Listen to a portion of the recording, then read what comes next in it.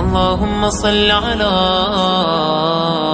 محمد وآل محمد. اعوذ باللہ من الشیطان الرجیم. بسم اللہ الرحمن الرحیم.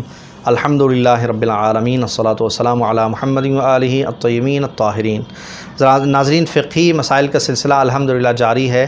محمد وآل محمد کے صدقے بارگاہ خداوند میں دعا کریں گے پروردگار اسے قائم دائم رکھے، اور یہ خوبصورت توفیق جو اس نے ہمیں اور آپ سب کو دی ہے، ہم فقہی مسائل اسی طرح لوگوں تک پہنچاتے رہیں اور سیکھتے رہیں، دوسروں تک شیئر کرتے رہیں، تاکہ پیغام اپنے ایک کلک کے ذریعے، اپنے ایک واٹس ایپ کے فارورڈ کے ذریعے ہم ثواب حاصل کرتے رہیں. تو پروگرام دوسروں تک شیئر ضرور کریے تاکہ آپ کو ثواب ملتا رہے. سوالات کا سلسلہ یہاں پہنچا تھا. معصومہ زہرا بنگلور سے، ان کا سوال ہے: کیا گرلز جو ہیں وہ اپنی پکس واٹس ایپ یا سوشل میڈیا پہ لگا سکتی ہیں؟ بھئی، آپ کو معلوم ہونا چاہیے کہ پردہ صرف چہرے کا جو ہے وہ واجب نہیں ہے، چہرہ مستحب ہے. اس کے علاوہ آپ کی گردن، آپ کا سر ڈھکا ہوا ہونا چاہیے، پورا جسم ڈھکا ہوا ہونا چاہیے. تو پکس ڈالنا حرام نہیں ہے، لیکن اگر آپ کو لگتا ہے کہ اس سے جو ہے نامحرم حضرات آپ کی طرف متوجہ ہوں گے یا اس طرح ہے، تو بالکل مناسب نہیں ہے، منع ہے. آپ اپنے پکس جو ہے نہیں ڈال سکتی. اور سب سے پہلی بات تو یہ ہے کہ کوئی بھی انسان کا کام بے مقصد نہیں ہوتا ہے. آپ اپنی تصاویر، اپنے فوٹوز سوشل میڈیا پہ کس مقصد کے تحت ڈال رہی ہیں، وہ آپ اپنے آپ سے پوچھیے. اس کا جواب کوئی نہیں دے پائے گا. آپ خود اپنے آپ سے پہلے مقصد پوچھیے کہ آپ کیوں ڈال رہی ہیں یہ تصاویر. اگر اس کا مقصد جو ہے وہ نامحرم حضرات کے سامنے خود کو پیش کرنا ہے تو بالکل فضول ہے اور نہیں ڈالنا چاہیے. ہاں، واقعاً اگر دین و شریعت اسلام کی کوئی بات، کوئی پیغام پہنچا رہی ہیں آپ کی، کوئی ویڈیو آ رہی ہے، کوئی پروگرام آ رہا ہے، کوئی اس طرح ہے، تو وہ جائز ہے، کوئی مسئلہ اس کے اندر نہیں ہے. لیکن مناسب یہ ہے کہ ہمارے گھر کی خواتین اپنے فوٹو سوشل میڈیا پہ، واٹس ایپ اسٹیٹس پہ اس طرح اپلوڈ نہ کریں، نہیں کرنا چاہیے.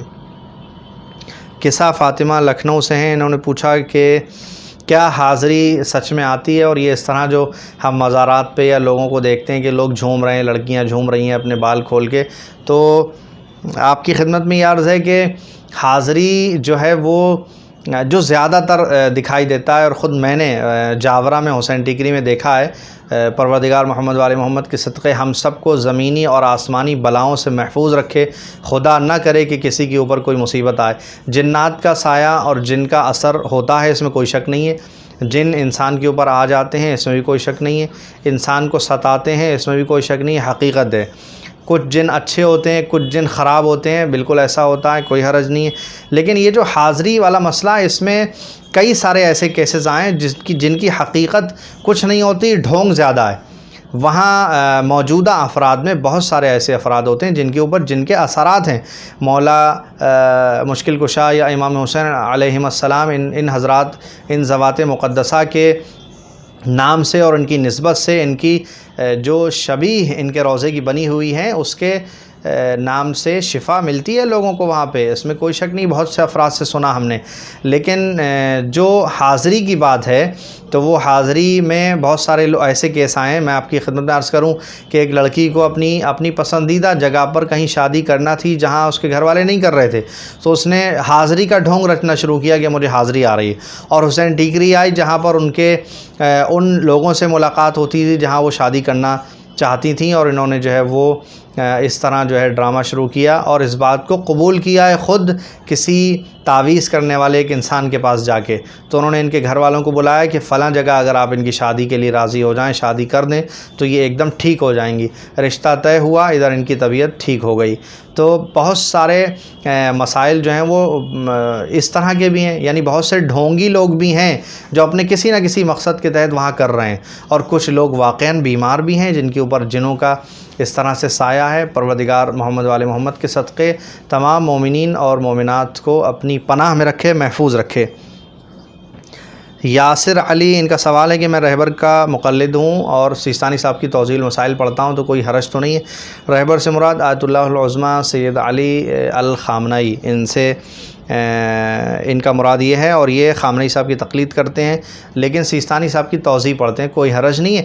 بھائی، آپ کے اپنے جو مسئلے ہیں، آپ جس مجتہد کی تقلید کرتے ہیں، اگر کوئی مسئلہ پیش آتا ہے تو اس مجتہد کے بیان کیے ہوئے فتوے کے مطابق آپ عمل کریں گے. کتاب میں پڑھیں یا کسی عالم سے پوچھیں، لیکن اگر اپنی نالج کے لیے، یوں ہی مطالعے کے لیے آپ اگر پڑھ رہے ہیں کسی کو بیان کرنے کے لیے سیستانی صاحب کے مسائل اور ان کی توضیح المسائل، کوئی حرج نہیں ہے اس میں، آپ پڑھ سکتے ہیں۔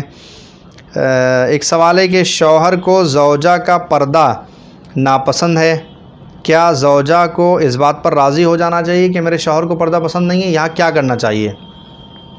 دیکھیں ہمارے پاس لا طاعت المخلوق فی معصیت اللہ، اللہ کی معصیت اور اللہ کی نافرمانی جہاں پر آ جائے وہاں کسی بھی مخلوق کی اطاعت کا حکم نہیں ہے۔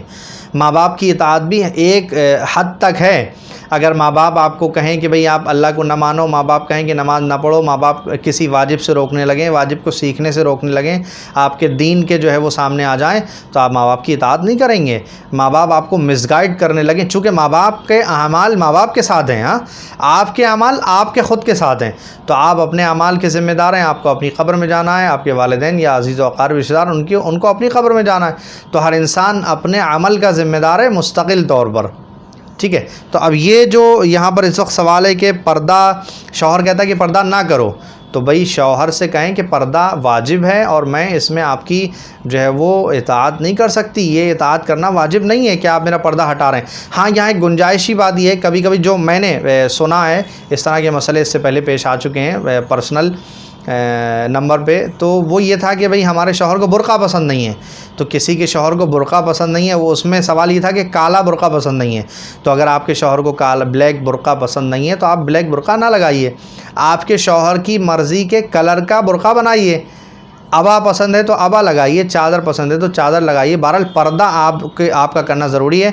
تو انہوں نے اسٹارٹنگ میں یہی لکھا تھا، مجھے لگتا ہے ان کا مسئلہ بھی تقریباً ایسا ہی ہو سکتا ہے، انہوں نے لکھا تھا کہ ہمارا شوہر پردے سے منع کرتا ہے۔ جب ان سے کہا گیا کہ بھئی تفصیلی آپ کانٹیکٹ کریں، تو انہوں نے کال کیا، تو میں نے کہا اسے کیا کہتا ہے آپ کا شوہر، تو کہا کہ وہ کہتے ہیں کہ برقع، یہ کالا برقع ہمیں پسند نہیں ہے، تو میں نے کہا پردے سے منع کرتے ہیں اس بات میں، اور یہ کہنا کہ کالا برقع پسند نہیں ہے، دونوں باتوں میں بہت فرق ہے۔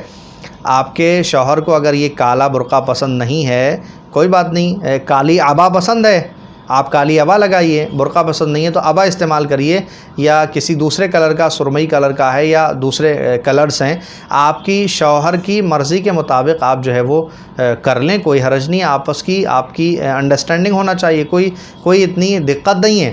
ہاں اگر وہ یہ کہے اثر نو کہ کسی کلر کا کوئی برقع، کوئی عبا، کوئی دوپٹہ، کوئی چادر آپ بالکل نہ رکھیں سر پہ، اور میں چاہتا ہوں کہ آپ اسی طرح بال کھول کے پھریں، تو یہ بالکل جائز نہیں ہے، یہاں پہ شوہر کی اطاعت آپ نہیں کر سکتی۔ اس کے بعد درخشاں بطول کا سوال ہے، کیا لڑکی کی سیلری میں خمس واجب ہے؟ جی، لڑکی ہو یا لڑکا ہو، خمس اگر آپ کے سالانہ اخراجات کے بعد کوئی پیسہ بچ جاتا ہے تو خمس نکالنا واجب ہے۔ جس طرح لڑکے کی سیلری پہ خمس ہے، اسی طرح اگر خمس کے شرائط پائے جاتے ہیں، یعنی سال بھر کے خرچ کے بعد جو پیسہ بچ جاتا ہے وہ اس پر خمس واجب ہے، لڑکا ہو یا لڑکی ہو۔ مزید سوالات ہمیں ارسال کیجیے گا، اور ناظرین اپنی دعاؤں میں ہمیں ضرور یاد رکھیے گا، پروردگار ہمیں توفیق دیتا رہے اور اس طرح یہ سلسلہ جاری و ساری رہے۔ والسلام علیکم ورحمۃ اللہ وبرکاتہ۔